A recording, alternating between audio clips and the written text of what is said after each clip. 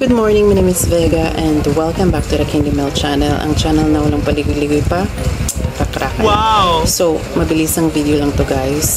Meron lang akong ipakikilala sa inyo na bagong skincare product na i-add ko sa aking morning skincare routine. At ang product na yan ay walang iba kundi itong Topical Solution Toner, since na wala akong toner.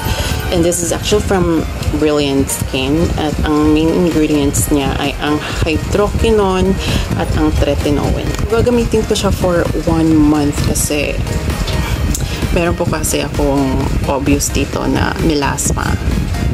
At saka meron din dito, pero yung dito, unti-unti na po siyang nawawala, maybe dahil sa retinol na currently ginagamit ko. Pero yung dito ay obvious pa. So, itatry natin ang hydroquinone if effective ba siya na magpawala talaga ng melasma. At saka titingnan natin at i-observe natin if mafe-fade out pa niya itong melasma na nandito sa aking skin. By the way, nabili ko ang toner nito sa halagang 120 sa isa sa mga boutique dito sa aming city. So, wag na tayong mag-dal-dal pa. I-apply na natin ang product. Meron akong pinanda dito na Bola Best. Tapos na pala akong mag-cleanse. So, next step is to apply toner.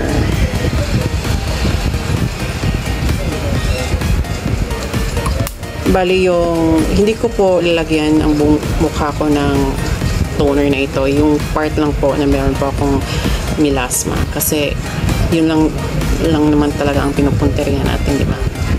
So, i-apply natin siya dyan. Ayan.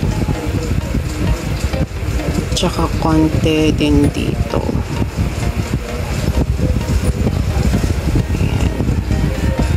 And then later on ay maglalagay na rin ako ng sunscreen to complete my skincare routine sa morning. So i-update ko kayo after 1 month if na minimize pa niya yung melasma ko. So see you po sa next video clip ko. Ciao! 1 eternity later. So here's our update po sa ating paggamit ng hydroquinone plus tretinoin by Brilliant Skin. At saka, sad to say, hindi po ako nakatapos ng 30 days. Ang natapos ko lang is 18 days. Kasi nag-start tayo nung March 28 at saka ngayon April 15 na. Hindi ko pa siya natapos best kasi nakaka-feel na po ako ng irritation. At saka, as you can see, medyo namumula na po yung part na nilagyan ko ng product. Pero ito na nga ang good news nyo with regards to this product. As you can see po, napakalaki po ng difference sa first video clip natin sa current video natin. Nawala po talaga yung melasma ko, as in nag-fade out po talaga siya. At saka, yan po ang proof mo. As you can see, diba? Kaya masasabi ko talaga na effective po ang product nito. Pero dapat you should know your limit in using this product kasi if too much na po ay for sure makakairita po yan ang skin nyo at posible po na mas ma-worsen pa ang condition ng melasma nyo or yung mga dark spot po na nasa inyong mukha. So as of now ay magsa-stop na po using this product. Bibili po ako ng toner, yung mild toner lang if may time ako. Bibili ako sa Watson.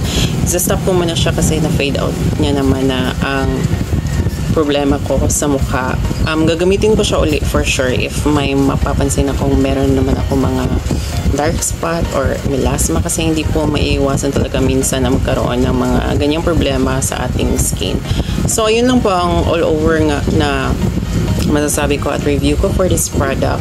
If you wanna try this po, madami naman ito sa mga boutique. Just make sure na yung mabibili nyo is yung authentic talaga at hindi fake. So, yun lang po masasabi ko. Ciao for now!